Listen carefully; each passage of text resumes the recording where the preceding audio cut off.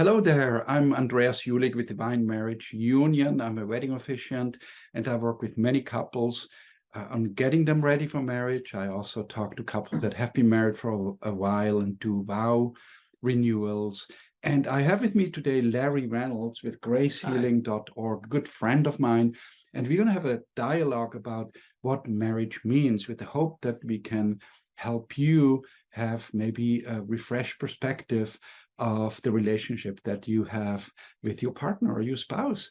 Yeah. So, Larry, let me ask you, what does marriage mean? Well, in all humility, I mean, to each person, they're going to form their own perspectives. But the reality is, many people tend to form that perspective from a relational experience from their youth or an observation of their parents as they were growing. And many times that can bring with it the negatives as much as the positive.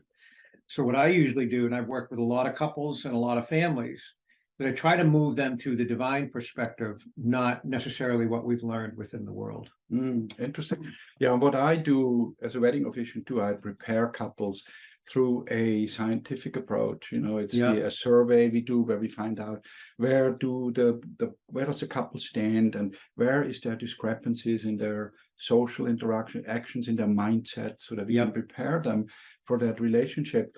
Now, you're the founder of a spiritual organization, and you have a lot of knowledge of what marriage means, that spiritual element that you should or want to carry in your marriage.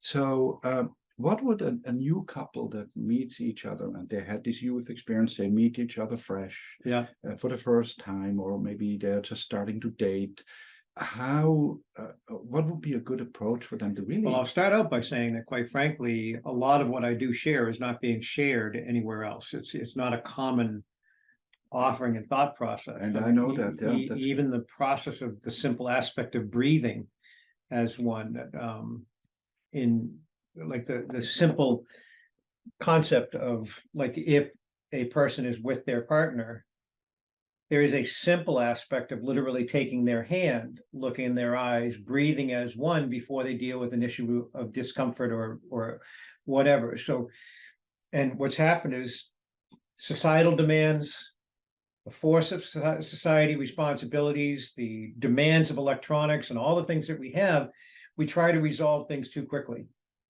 We don't allow for the time to prepare in breath, in connecting with the individual, to understand what they're distressed about. And in marriage, I humbly believe that it's one of the most important grounds to do that, because you have an agreement between the two of you, because that's one of the things that a marriage would be considered, is an agreement between the two of you, and you're in the fullness of agreement that you are joined as one, and you are inclusive of one another. Like some people use the word exclusive, but it seems like it's excluding. I would rather see inclusive of your union. When you say when a young couple meets, a lot of times people don't understand what may have brought them together may not be the blessed experiences of their life. How's that? It may be the suffering that they experienced in their life, and they're perpetuating it and duplicating it in their furthering of their physical life upon this earth. So I teach people the importance of searching to find each other in wholeness, not the brokenness that we've come from that we want to fix in each other. But if we find each other in wholeness and encounter something of brokenness, we're stronger and more capable to be able to alter, change, or resolve those things of our past and move together as one, because that's another important aspect of marriage. Marriage isn't just two people that decide to join in matrimony. It's two people that actually and literally become one. They become one in the soul. And so, like, there is a divine aspect to a union. And again, when a young couple meets, many times they aren't thinking like that. They're attracted to one another physically, or they're attracted to one another through their minds or their thought process, but there isn't a connection to the spiritual union that's available for them. But sometimes they say, oh, I found my soulmate. Exactly. And the soulmate is something. The danger with being a soulmate is the soulmate comes with the same sufferings you would experience. Mm. So many times, I mean, an example for you, the listener, is if a person has been brought up in an alcoholic environment, many times they will find a person verging on alcoholism, and then the person will drive deeply into alcoholism, and then this person is accustomed to that feeling, sense, or awareness that they are supposed to be part of an alcoholic environment. So they're duplicating the experience they had in their youth of dealing with the instabilities, the emotional upheavals, the physical issues that surround alcoholism. So they duplicate it. So one was witnessing alcoholism within their family, and they became the alcoholic. The other was witnessing alcoholism within their family, and they became the caregiver. Mm. But the both of them, as soulmates, are bringing to the table spiritual alcoholism. Mm-hmm. And they're addicted in that form. One's addicted to supporting the person in brokenness, the other's addicted to responding to the physical needs of the body and the emotional instability. So that's a soulmate, is the person coming with the same spiritual sufferings or experiences or past, and the other person being the other side of it. Another one might be abuse. A person was raised in an abusive environment, and another person was raised in an abusive environment, and this one became the abuser, and this one became the abused. Mm. And that can be a soulmate.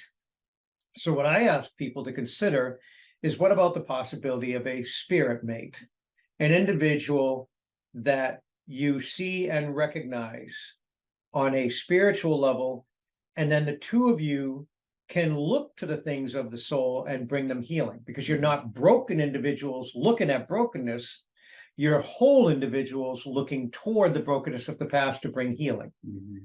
There's a big difference between the two. It's like flipping the table upside down.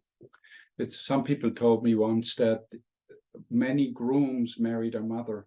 Right. And that's the same thing you just said, right? Yep. It's those habits, those experiences that Mhm. you bring into a They marriage. create the same environment that they weren't able to resolve, because they want to resolve the new environment to be their own shape and fashion, not the one they couldn't control. Right. And that, to me, is not a blessed union. Yeah. That is a union of brokenness. So if a young couple is coming to meet one another, I would ask if they would do a personal inventory. Am I really here to change a person, or am I here to love and elevate them? Mm. And there's a big difference between the two. And I think most people try to influence the partner, you Yep. know, to be that they behave in your way, what pleases you. It's kind of like they get one step on the gangplank and they're going to be on the boat, but I need to change and alter this before I actually get on the boat. And I need to make this different and that different and that different and that different and that different. And then you go off on a cruise, but you've changed and altered the situation. But you know, once I'm on the gangplank, I got this. I can deal with the other stuff later. Yeah. Even though they don't admit it, there's things they want to change. Yeah. So do you have like a practical tool or something practical that a couple can do as they prepare for marriage, or maybe even if they were in marriage and maybe it's a dysfunctional marriage, it has been, and they're seeking help, that they can do to better their relationship? Well, in my personal experience and many of the couples that I've helped, the bottom line is you need to look deeper than the nature of your union. You need to look to the very source of all life that is within you. I understand that to be God, my creator, Yahweh Elohim, and in God, I can find the understanding of how to love my bride more deeply, or for a woman to love their groom more deeply, because they will find God's presence within them and the ability to love their partner above their failings, not at their brokenness, but to love them above their failings, to assist their partner to be elevated. And I mean, the big joke is, you know, marriage couples come together to complete one another. It doesn't mean to finish each other off, you know. I mean, it's to complete and elevate one another and to raise each other up to a new state of being, not by changing them, but by together elevating into the higher capabilities that are already present within us both.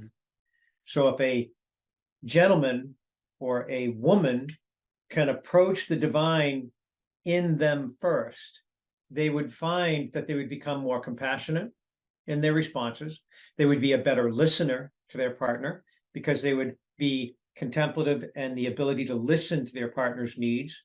But the cool part about that, even further than that, is not just to listen to their partner's needs. If they connect first into God within, that connects them to God within their partner, and they will be moved in such a way that they will meet their partner at their needs. Before, many times, that their partner knows that that's a need. And that moves into every facet of their existence, whether it's emotional issues or situations that are happening around them with children or family members or people judging them or coming against them, or the process of simply even the idea of a man and a woman coming together physically within their relationship. What is it to connect with God first so that the man is governed in such a way that he meets the desires of God's daughter above his own?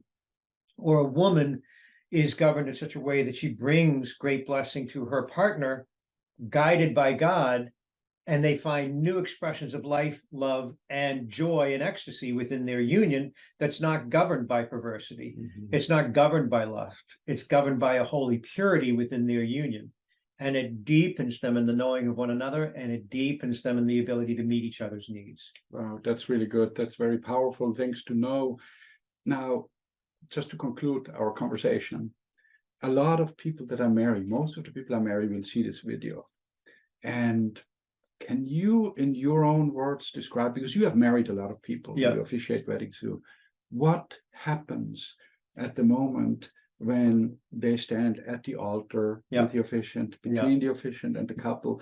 Can you describe One of the things that I find that's coolest about that is to hear the observations. Like when I've been blessed to bless people, and you and I have shared this in your stages when you started setting up your marriage business to help people and guide them in the process of marriage.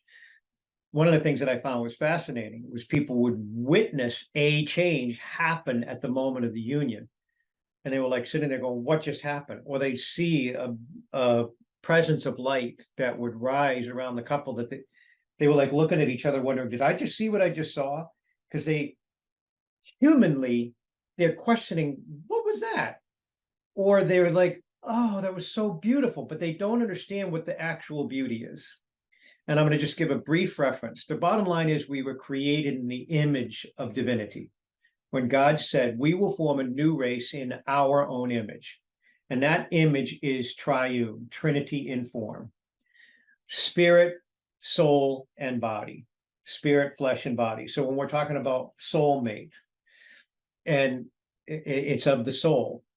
But what happens in your opportunity to be joined in matrimony, and especially like if Andreas is joining you, or if I've been blessed to serve individuals to marry them, to give them fullness of agreement that this isn't just some physical contract that you're signing a piece of paper with. This is actually a spiritual union. So you are two spirits walking the earth, two souls walking the earth, two bodies walking the earth, a triune form. But what happens in the moment of matrimony, in the profession of your announcement, once you've already spoken your vows, and he says, I pronounce you man and wife, or husband or wife, however they want to determine it, in that moment, you become one flesh. That means one soul. So you're now two spirits, one soul, two bodies walking the earth. But there is a warning that comes with that. In relationship, that means that the two of you are carrying with one another the nature of the spiritual ground that was known within both of you.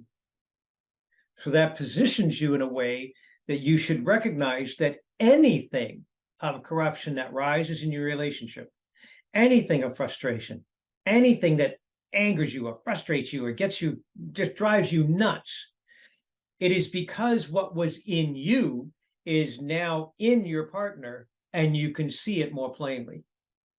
So again, that simple thing you asked, well, what would you suggest to a couple to make their marriage better? I would say very simply, sit with one another in total trust that you have been given a holy union for elevation, not to beat one another down. And in that elevation, do simple acts like look your partner in the eye, look your wife or your husband in the eye, or your partner in the eye. Take hold of their hands and breathe deep. Release any preconceived, hopeful expectations for the outcome and honestly center into source, God's presence within you, and listen for whatever's bothering your partner. Whatever distress is coming from them, don't cloud it, don't try to fix it, don't try to change it. Let them communicate it. And if it comes forth in a lesser way or judgmental way towards you, look at it, and before you respond to your partner in judgment or defense of any judgment they're putting upon you, get rid of whatever is going on inside you first. Seek forgiveness if you have a part in it, but ask for clarity if you don't.